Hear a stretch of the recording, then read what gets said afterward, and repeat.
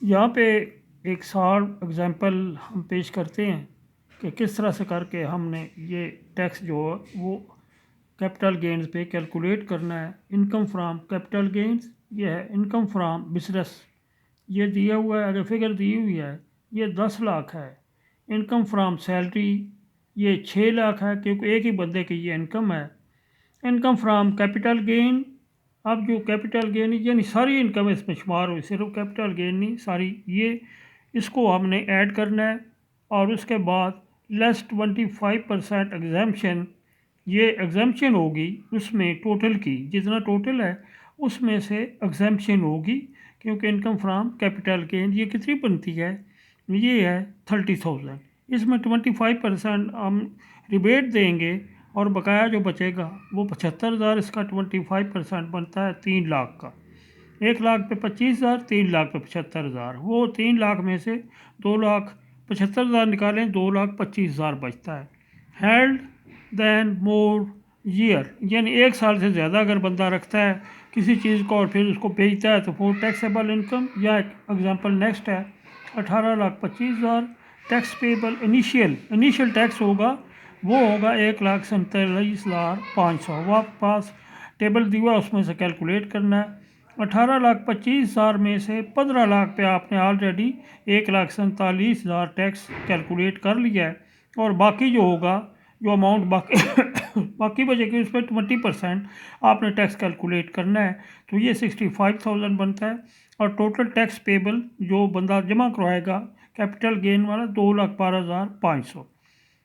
Tax at capital gains, tax at the rate of 10% of the capital gain will be charge if the gain is from the sale of share, यानी एक बंदा share खरीदता है किसी company के और फिर वो आगे स्टॉक एक्सचेंज में बेचता है, कराची या इस्लामाबाद या लाहौर में, वहाँ पे शेयर बेचता है किसी लिमिटेड कंपनी के, तो वहाँ से जो उसको फ़ायदा है उस पर 10% वो टैक्स पे करेगा। Capital gain on disposal of securities, अब गवर्नमेंट सिक्योरिटी जारी करती है जिसमें ये होता है जो स्टेट बैंक है और जो इदारे गवर्नमेंट के हैं जिसको कैपिटल मार्केट कहते हैं, वो सिक्योरिटी जारी करते हैं, स्टेट बैंक भी जारी करता है। इसमें क्या होता है, इस पर जो गेन होता है यानी सिक्योरिटी कम में खरीदी बेची ज़्यादा में। Shares of a public company, public limited, ये वो कंपनीज होती हैं जो कि स्टॉक एक्सचेंज में रजिस्टर्ड होती हैं, इनको कॉरपोरेशन भी कहा जाता है। वाउचर्स ऑफ PTCL, ये पंजाब टेलीकम्युनिकेशन कॉरपोरेशन है, इसके वाउचर यानी ये भी सर्टिफिकेट जारी करते हैं। मुदारबा सर्टिफिकेट ये होता है कि ये बैंक जारी करते हैं जो कि उस पर इंटरेस्ट नहीं दिया जाता, ये मुदारबा सर्टिफिकेट है 81 में शुरू हुआ। मुशारका सर्टिफिकेट ये भी बैंक जारी करते हैं कि एक बंदा शरारत करता है कारोबार में तो उसको सर्टिफिकेट जारी किया जाता है, इस पर जो गेन होगा उस पर भी टैक्स लगेगा।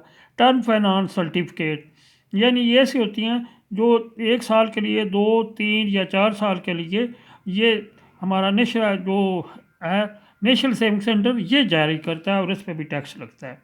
Any other security other than share, यानी ये शेयर का पहले ऊपर जिक्र है, यानी इसके अलावा अगर और कोई बंदा कहीं से सिक्योरिटी खरीदता है तो उस पर भी गेन होता है और टैक्स दिया जाता है। डेरिवेटिव्स, ये products that is treasury bond, यानी हमारी जो ट्रेजरी है ख़जाना जिसको कहते हैं, ये भी बॉन्ड इशू करता है। उसकी वजह क्या है, ये लोगों से पैसे लेके गवर्नमेंट को देते हैं और फिर गवर्नमेंट उस पर उनको प्रॉफिट देती है। जैसे कि नेशनल सेविंग सेंटर में जो बुज़ुर्ग होते हैं या बेवा औरतें होती हैं या और जो रिटायर्ड पर्सन होते हैं वो अपना प्रॉफिट हासिल करते हैं। Taxation of gain on securities, जो सिक्योरिटी पे जो मुनाफा हासिल होता है उस पर टैक्सेशन।